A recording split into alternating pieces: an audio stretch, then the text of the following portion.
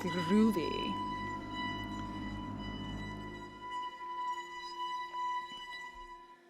So I think last week I kind of read part of the chapter in Blight, which is the story I'm currently reading. And so I'm just going to pick up where I left off.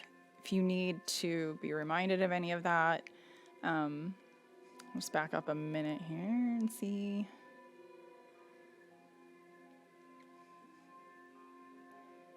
So Blight had just found out that Raimi was related to Esther, who had died mysteriously in her house. And she didn't know, and they've been really close this whole time, and so she feels really betrayed and upset. And so he's now wanting to explain himself to her. And so she's just sitting down and gonna let him talk.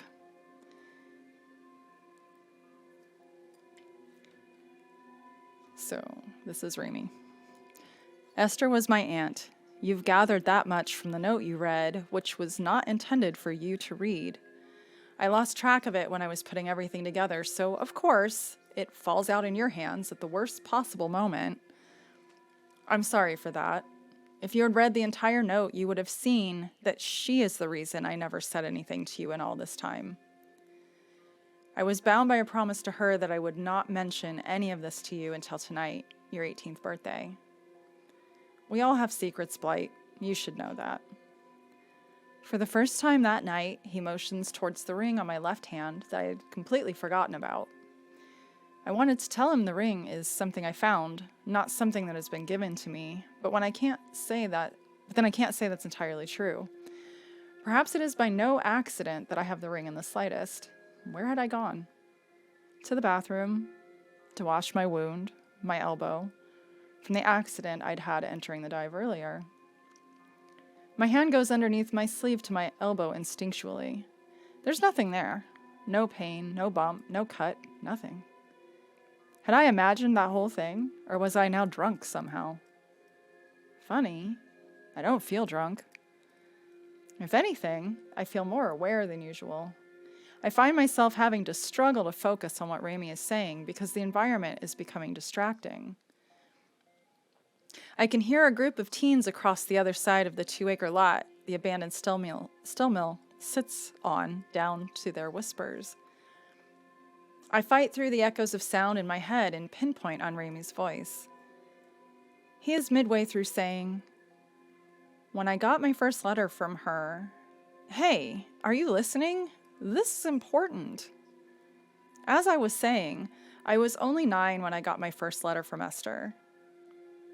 My own mother didn't acknowledge Esther at all since Esther is my father's sister, and my mother and father have had problems from day one.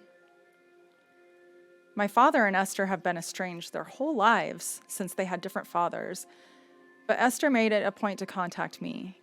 I had to keep the communication a secret because it would have caused more problems with my parents, something they didn't need.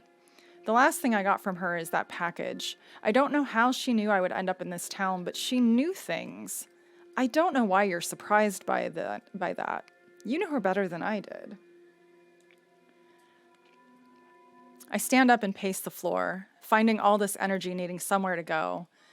I didn't immediately realize that he was doing the same. The past starts to play out like a movie in my head as he's speaking. So that's why he sought me out the way he did. How wrong I had been to think he was ever interested in me. It was Esther's doing all along. Had she known I would be attracted to him, though? What was that curious story she told me all those years ago? The one foretelling of a messenger with angelic eyes who offers a choice in gifts disguise. I think that was one of the first things she read in the cards for me, and I had mostly forgotten about it. So that would mean the messenger is Raimi, and part of the prophecy is coming true. What's the choice? I reach down and pick up the folder and open it up. Inside are several pages. I flip to what is undeniably a deed, more specifically the deed to Esther's house, made out to me with a large piece of red paper attached in the shape of an arrow, pointing to a clause midway down the page that reads, Ownership can only be granted once Beatrix Golightly, within 36 hours of her 18th birthday, takes sole possession of the property and resides in said premises full-time, no exceptions. If full-time possession/residency of property is denied or broken, ownership of premises goes to the county, at which time a full destruction of the property will ensue per this contract. That's it then. That's the choice. There can be no great reward without great sacrifice, huh? Raimi shoves his hands in his jacket pockets, head down, says nothing. So I'm just supposed to sacrifice my art scholarship and my only chance to get the hell out of this place to keep her house from being destroyed? What the hell, Esther? What the hell kind of choice is this? I want to scream and break something, but this is an energy that will have to subside for now. There has to be some reason for this. Esther knew that I hated this place and wanted desperately to escape it. Or was it something else I really wanted to escape from? Esther was wise beyond anything, and I should have more faith in whatever purpose I'm being led to. She knew there was no way I would choose her house to be destroyed. There has to be a good reason. What would it matter if I waylaid my plans to leave for a while? Maybe I could work something out to prevent the destruction of her property, but it wasn't going to happen overnight. How do I go about this? I will have to give it some thought, obviously, as well as some time to flip through this beast of a will on my own. Thoroughly spent and unable to think any more about this situation, I look at Raimi, who looks like a lost child at the moment. I walk to his side and give him a playful punch in his arm. Hey, good looking. Got any more booze? He snaps out of his rueful pose, hearing me sound more like myself, and gives me a quick hug. He steps back and hands me the flask, from which I drink more liberally than ever, determined to get lost in an alcoholic haze. Before I take another huge swig, I give Raimi a sideways glance and ask, "Do you have any more surprises for me, or are we good for one night? 'Cause I'd like to get drunk now."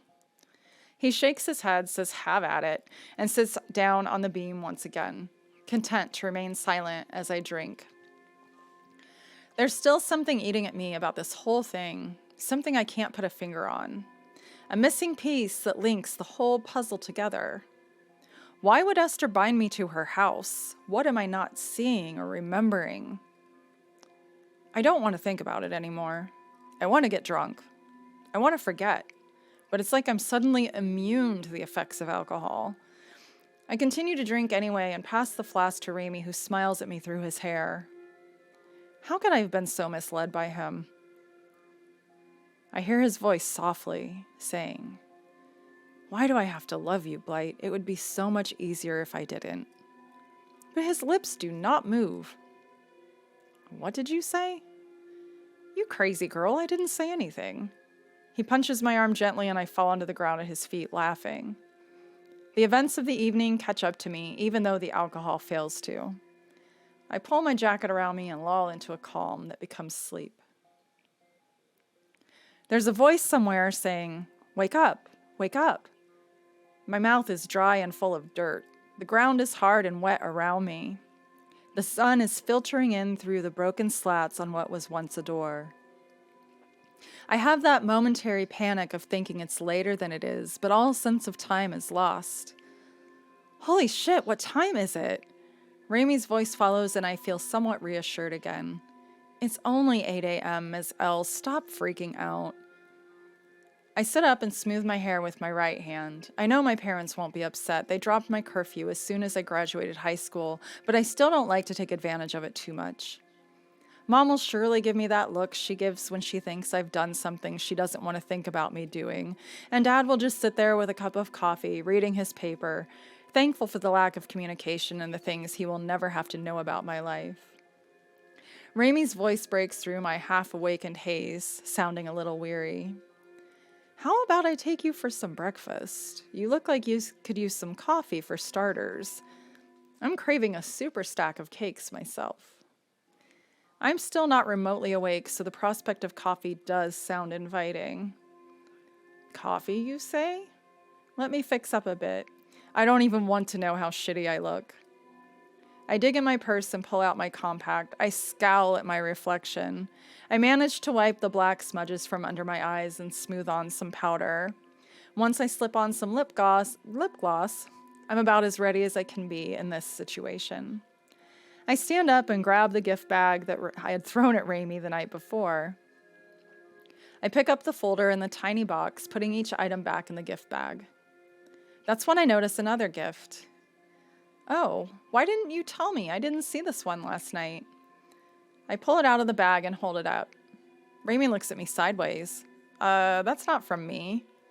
I laugh at him, thinking he's just kidding.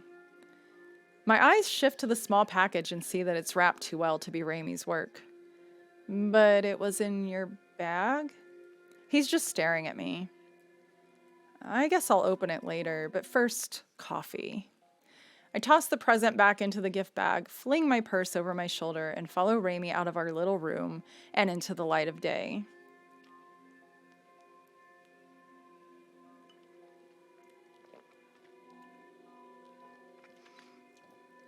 Tessa's pancake shack is strangely not very busy for a Saturday morning, so we get to sit in our favorite booth without issue. It's in the back, and it has one of the only 3 working miniature jukeboxes which sits on the table and doubles as a napkin holder. The wood on the bench is worn from generations of teenagers doing exactly what we're doing now. This building is as old as the town. It's even listed in the historic register, and is said to be haunted. It has a charm that appeals to me. I love old things, probably why I love Esther's house despite what happened there. I prevent that thought from expanding, vowing silently to deal with that after I've had some sustenance. I order the endless pot of coffee as soon as we're seated. My head hurts, but I'm hoping the caffeine will help with that. I'm not about to complain about it. Raimi will only say I drank too much, which I didn't, because I was never drunk.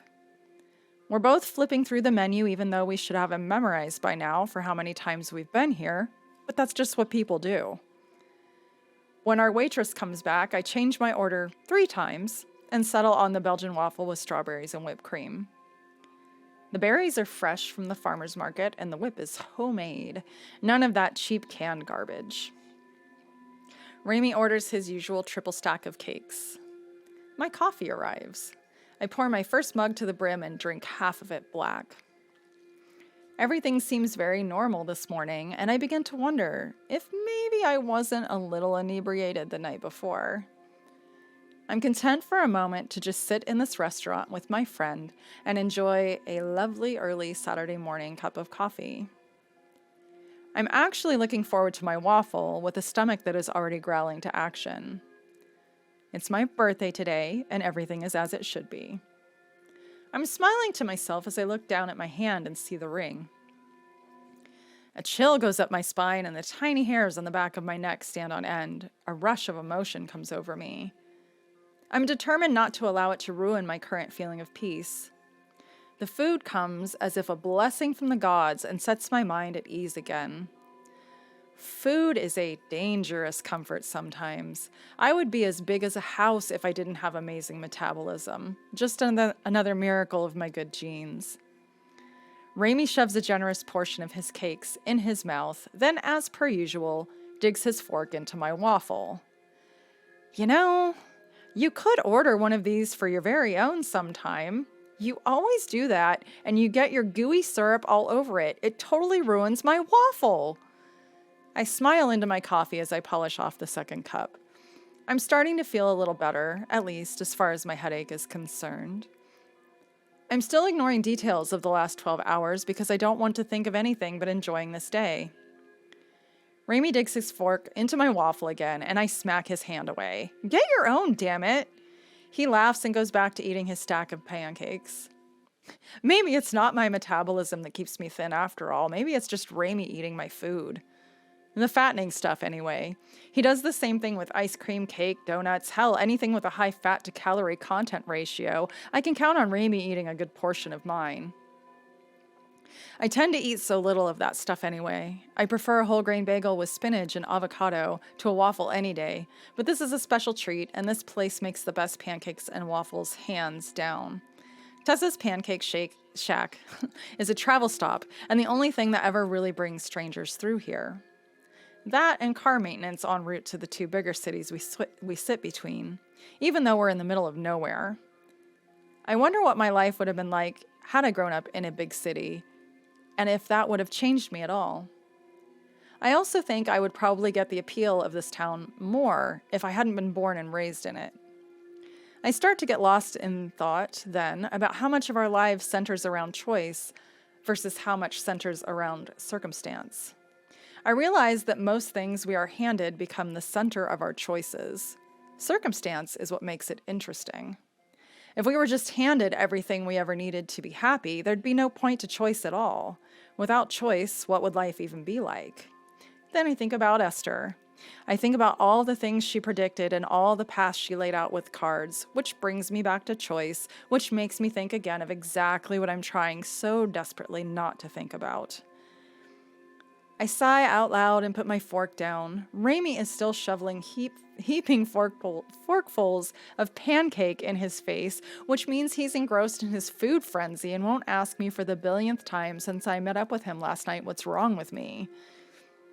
I sit back in the booth and close my eyes. It feels nice to just sit. The padding on the booth is soft, so soft that it makes me suddenly quite aware of how badly I slept. I open my eyes and give Raimi's food a once-over. He's nearly finished, and I'm seriously contemplating a bath and a nap before I have to function for the birthday festivities with my family. I'm not looking forward to the conversation I'm going to have with them in regards to the information I received as my gift. Not that they won't be happy that I'm not going to be hundreds of miles away, but I got the impression a long time ago that they were not the least bit happy with my friendship with Esther. I can't imagine that they're going to be exactly thrilled when they hear I've inherited her house and who knows what else. You look tired. How about I get you home, old maid? I'm too tired to even respond with more than a little grin. He settles up the bill as we make our way back out to his car. The car ride is thankfully quiet. No further inquisitions into how I am or what I'm going to do. No more explanations of things that I need some more time to work through on my own. Just the sound of the engine and swish as we pass trees and buildings. I opt to leave my car parked at the dive until later. I'm in no mood to drive. Raimi drops me at my house. He's worried. I can tell by the way he's looking at me, but he doesn't say anything but that he'll see me later and gives me a little hug. As I'm heading up the walkway to my front door, I look over at the mammoth Victorian next door, now my house, or soon to be, and I'm a little floored by the whole thing. Part of me is completely overwhelmed by it all, and another part is admittedly excited. I haven't been inside the thing since about a week before she died. It was the last time I'd gone to see her before being shipped off to my grandmother's house. We had taken tea on the porch before sitting in the garden together. That was when she told me there were things I didn't remember, but that I was special, and that's all she said about it. We mostly talked about people in town. She shared things with me that I don't think anyone else knew because I had no one to tell. I think she was lonely and liked having a confidant aside from her cats, her plants, or her birds. I don't know what she meant by my being special. At the time, I think I assumed it was just something that older people say to adolescents that don't fit in to make them feel better. Now I'm thinking that was not the case, though I still don't know why. It is all even more complicated now that I know the tie with Raimi. I want to know how she knew Raimi would end up here. Want to know what reading that might have been told to me that I've forgotten since. My brain feels like a rubber band being pulled too tightly, and I know I need to sleep. I head through the door and am greeted by the familiar sound of my mother singing. The house is filled with the aromas of garlic and rosemary. It's a wonderful, comforting smell, even though I've only just eaten. She must be baking my favorite bread for dinner later. Not feeling like having to play a game of 20 questions, I sneak my way upstairs into my room where I dump my bag and purse, give Nutmeg a quick pat on the head, then promptly fall onto my bed and forgo the earlier inclination for a bath in favor of a much-needed nap. I don't even take off my shoes. I sink into a deep, fitful sleep where I'm wrestling a bread dough man and wake up tangled in my comforter. I'm covered in sweat and my hair is matted to my forehead. I have that sinking feeling of not knowing what time it is, but look and see that it's just gone noon. I take a deep breath and head to the bathroom where I cannot get my clothes off fast enough. I run an extra foamy bubble bath and slip in. I'm still so tired that it's not long before I'm asleep again. This time, I dream of fountains with gigantic, impossible fishes and a winged creature that keeps telling me not to believe everything. I wake up with a start at the realization that my head has begun to slip under the water. I'm hit with that panic again of not knowing what time it is, but it feels late. I pull the drain plug and get out of the tub as quickly as I can without falling and breaking anything. I wrap myself in my favorite bathrobe, grab my pile of clothes and shoes, and head to my bedroom. I glance at the clock and am relieved to discover it's only 2 p.m. The dinner party isn't due to start until 5. Plenty of time to unwind and take a look over the paperwork in the folder. My mouth feels like a desert, though, so I have to go downstairs and get something to drink. I'll just have to deal with Mom and get it over with. Nutmeg follows underfoot as I head down the stairs, mewing and rubbing at me. I scoop her up and carry her down the stairs and get her fed. Mom isn't in the kitchen, so I pour myself some water and head back upstairs. I really don't want to talk to her right now. I really don't want to talk to anyone. I get back to my room and pull the folder out of the bag. I reread the bold type in disbelief. I'm still in shock over all the new information, but I know the only way to make any sense of any of this is to read everything in this folder. It becomes apparent that I was mistaken to think the entire thing was a will. The first page is a sealed envelope addressed to me, to be opened on this exact date. I open it, discovering a hand-typed letter. My dearest Blight, first off, happy birthday and many return blessings. Since you have this letter, you have met with the one with angelic eyes and have been given your gift. What I did not tell you was that this is only one part of the gift and only part of your choice. In my house, I have left things for you that will make your journey easier. Your choice, however, will only get harder to make. I trust you will remember all that I taught you. I'm sorry that everything was not revealed to you sooner, but in due time you will understand why. The dragonfly leads to the first clue. Be well, my child. Eternally, Esther. I shake the envelope and a small piece of paper decorated with a dragonfly falls out. It's got a 4-digit number on it, but that's it. My gut tells me that I will know more if I keep looking through the folder. I move on to the next page pocket. Within it is a business card for Smith & Connolly with an address in another city. A city I know to be about a 2-hour drive away. There's a letter in the same pocket with directions to the office and instructions on what to do, who to speak to, and what to say, and a reminder that I only have until the end of business on Monday to do so. My mother's voice breaks my thoughts as it winds its way up the stairs. I can tell she's headed to my room by the reverberation of her footfalls and her voice. I don't want her to see this, not yet. I quickly maneuver to shove it in the bag and under the bed before she reaches my door. You didn't come home last night. It's the first thing out of her mouth as she opens my door and steps inside with that air of caution she often has when talking to me about things she is afraid to hear anything more about, but feels some semblance of parental obligation to ask me all the same. I know she won't freak out or pry when I tell her I was with Raimi and we just fell asleep. For as much as she disliked my friendship with Esther, it is the exact polar opposite with Raimi. She adores Raimi, which I find odd because he's not really all that nice to her. I'm not complaining. I would rather her like him and not annoy me with making a big deal out of nothing than the alternative. I was with Raimi, you know that. We fell asleep. He took me to breakfast this morning, or more correctly, he took his 2 stomachs to breakfast. The only thing I got to finish on my own was my coffee. Oh dear. Does that boy eat at home? He's so skinny. This is, in fact, not true.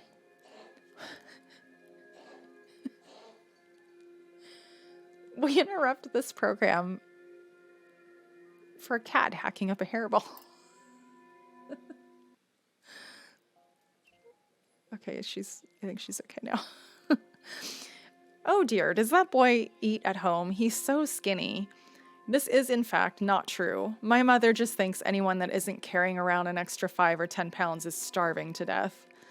It's ludicrous, especially since she was thin her whole life until she reached menopause. She only put on 10 pounds that she hasn't been able to get off. I roll my eyes at her. She walks over to me and hands me an envelope. I wanted to give this to you without your father around, so please open it now. I do as I'm told. It's an obnoxiously overly sentimental birthday card, and inside it are 2 $100 bills, crisp and new. I stand up and give her a hug. Thanks, Mom, that's really nice of you. But why didn't you want Dad to know? Oh, no reason, really. It's a lie. I can tell by the way she rubs her temple as she says it, but I let it go. I think he's giving you some more money anyway. We just want you to be taken care of while you're away. I don't have the heart to tell her that I'm not going, so I just hug her again. Your grandmother and Pappy should be here soon, and we'll be eating shortly after that. Is Raimi joining us? I give her the look that all teenagers give their mothers when they ask a silly question. I was just making sure. You don't have to give your old mother such a hard time. She winks as she turns and heads back downstairs, only to call up behind her, "Be down in about an hour." The smell of rosemary and motherhood trails behind her. I feel like I'm all of 10 years old for a moment. I feel like crying. Everything is different, but I don't entirely know why.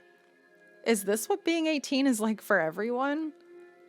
I look back to the folder in my lap. What happens to a person's life when a heart stops beating? Is it all the things that we remember that keep someone from ending it? Is it the things that they have told us? I miss my friend. I miss her more than I even realized. I wonder what she would say about Raimi and I. I wonder if she had known or if this is just a fly in the ointment. She knew he'd come to this place. She must have known something. I wonder what is waiting for me in that house. Why is she keeping me here when she knew I wanted to leave so badly? The damn time escapes me again. Late, always late.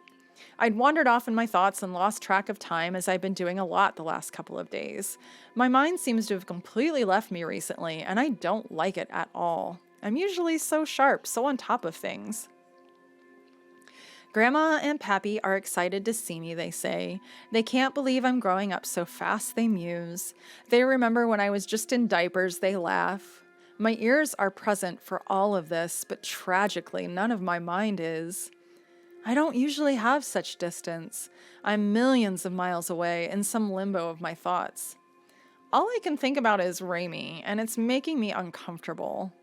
I'd grown so accustomed to thinking of him as just some boy, playing games with myself to ignore the way I really feel. Am I only focused on this now because of what my brain decided it heard last night? I shake the idea away, telling myself for the 100th time since I found out about Esther's connection to him that it has nothing to do with any sort of feelings for me. I remind myself, while I'm at it, how many girls I've watched him go through since I've met him. I've only kissed one other boy aside from Raimi, Ned Barker. We were 10 and wanted to know what it felt like. It was gross, and Ned's breath stank of onions and dirt.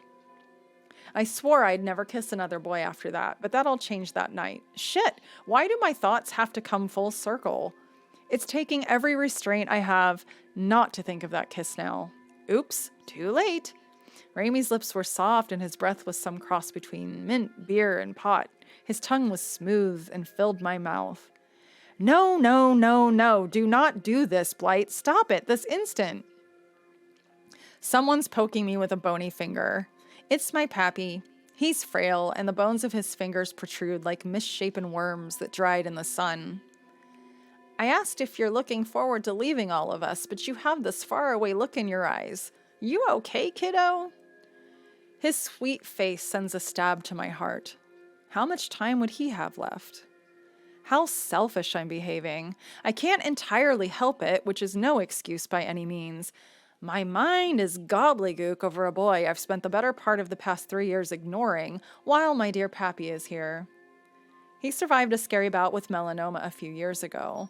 Full recovery was made, but he's been weaker ever since, and now I'm worried about him. I make a concerted effort to be in this moment. Pappy's hand feels like dried seaweed as I take it in mine. He smells like oak furniture and shoe polish. I pull him close and give him a squeeze and fill my lungs with his essence. Pappy, live to be 200. I've said this to him since I was 4. He smiles and laughs in his comforting and familiar way. Kiddo, why stop at 200? Let's just live forever. His reply since I was 4. I'm officially an adult today, but I feel more like a kid than I ever have. Yesterday I had a plan. Yesterday I was making mental preparations to do one thing that would lead me away from this place, and all I know to do something bigger with my life. Today it's all upside down and I don't know what to do, like a small child who suddenly looks up in a crowd to see their mom has disappeared. I feel that panic, that rush of terror. My chest goes tight and the room starts to spin. I'm going hot and cold and my heart is in my ears, pounding. Pappy is still holding my hand, but all my fingers are numb. My breath is coming in strained wheezes. Pappy's voice sounds mutated. My limbs are going to ice. This is not a new thing for me, unfortunately. I just haven't been here for a while. I tried an old trick that Mr. Reed told me once about controlling anxiety attacks, which is to count backwards from 10, taking intentionally longer breaths as the count closes in on 1. My lips are visibly trembling as I start with 10. I have to do it out loud or it doesn't work.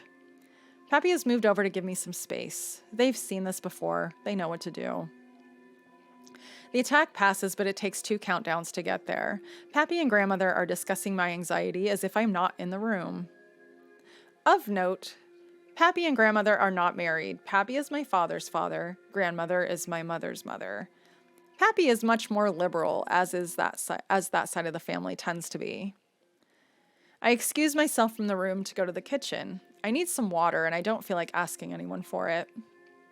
I pass the clock on my way in and realize that Raimi should be showing up any time now.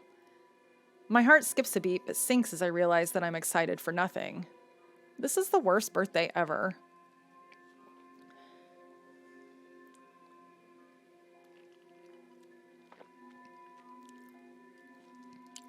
The smallness of the world never ceases to amaze me. It's such a thought that can swallow someone whole if they spend too much time pondering it.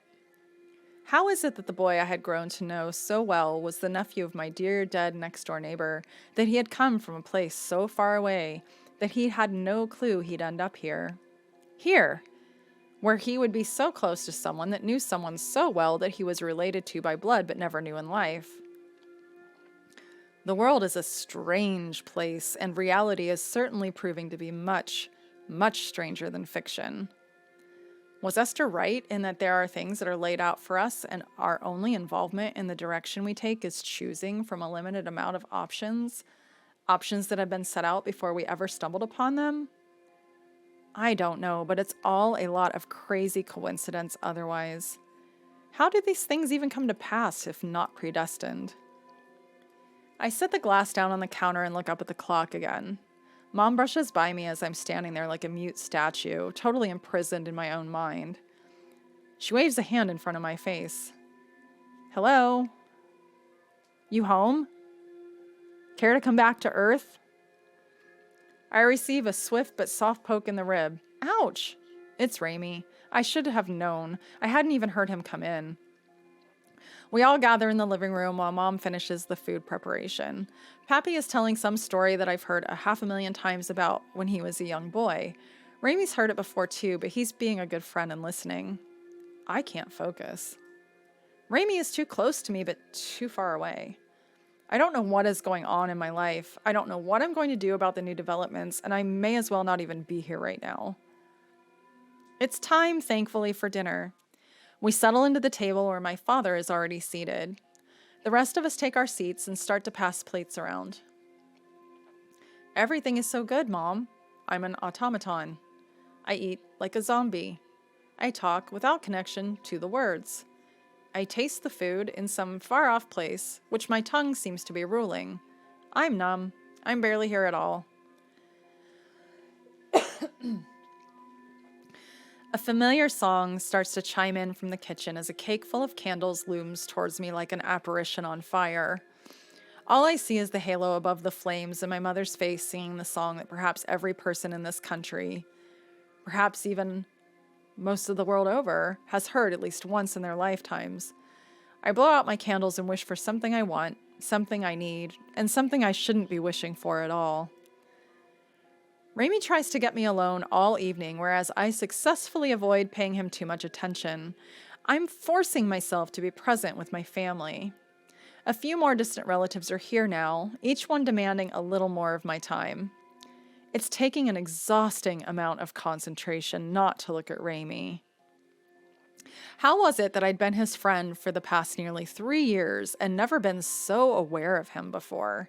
If he brushes against me, I hear his heart, smell his body, and taste the sweet remains of icing on his lips without actually latching my own on them. In between the inner battles I'm having with those are interjections of thoughts of how much my world is about to change.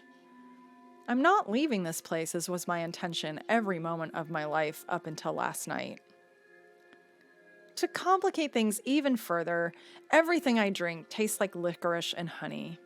I keep seeing flickers of things in my peripheral vision. I get to a point of feeling as though I may black out, which passes.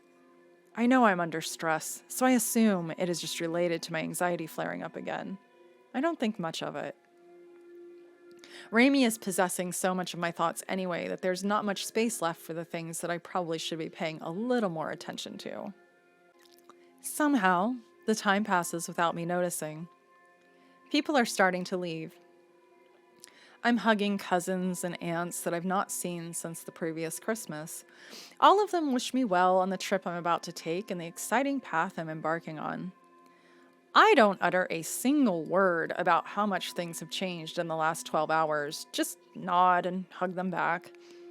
I thank them in turn for their gifts, some of which will not be of use to me now that I'm not leaving.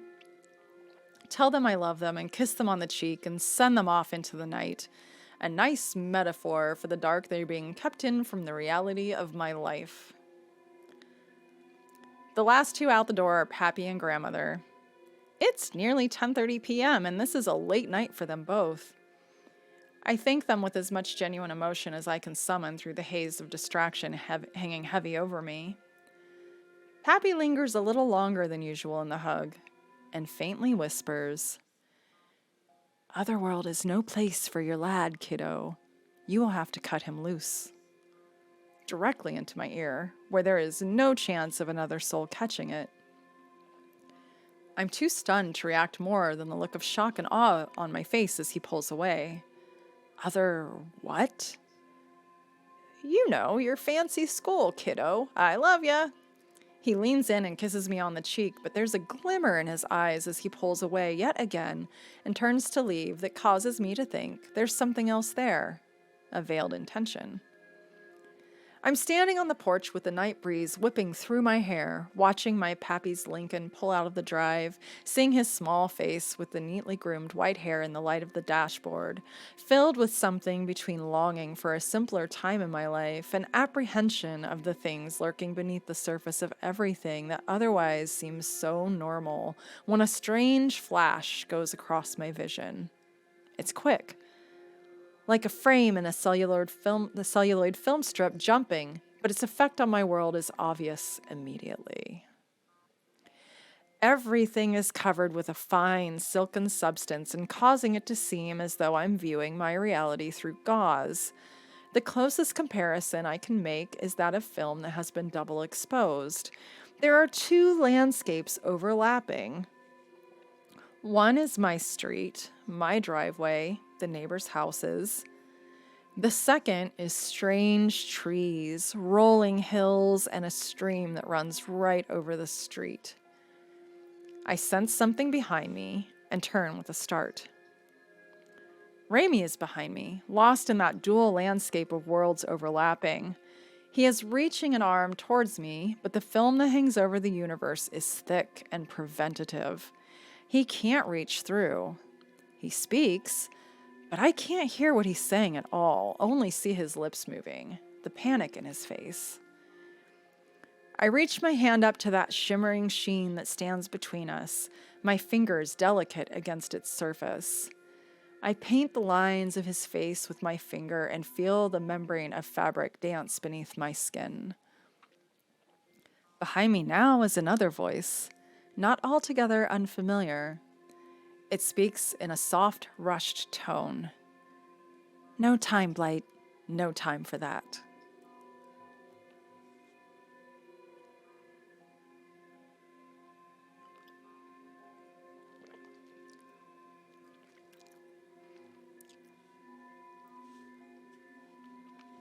So that is going to wrap up.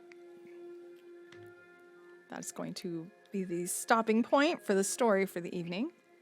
I'm in the middle of rewrites. So here's the thing. I had worked on these stories, the two that I've been reading. I had worked on these years ago, and I haven't really touched them in quite a long time. And so when I got this brilliant idea to start reading these things, I was like, okay, I better make sure that these are good.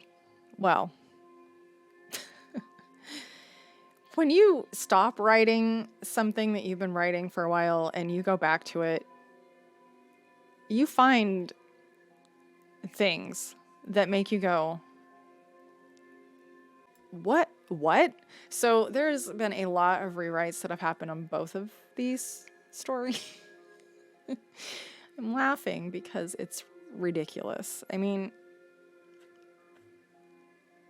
writing has always been something that I've done as like a hobby, side project, whatnot. But music is what I wanted to do more. And like, I remember being in school and it was always like, oh, you're going to be a writer. And I'm like, I don't want to be a writer. I want to be in a band. Like, I want to do music. That's all I want to do. Of course, I was bullied. I have a lot of that in my past. And and a lot of these people were like, you can't sing. You know, so I still get told that. I don't care. Whatever. I'm doing it. Some people like it. You might not. I don't care. Not my problem. But the point of that is like, you know, it's like I had this intense desire to do this thing that people kept telling me I couldn't do. And it was just, well, fuck you. I'm doing it anyway. And that's kind of my same attitude about writing. I mean, whatever. I do have stuff. So this one I could probably do again next week and then, but I'm not sure. I'm not sure. Intense. All right. Well, anyway, I'm going to go. I'm going to shut up now. And I'm so ridiculous. Bye.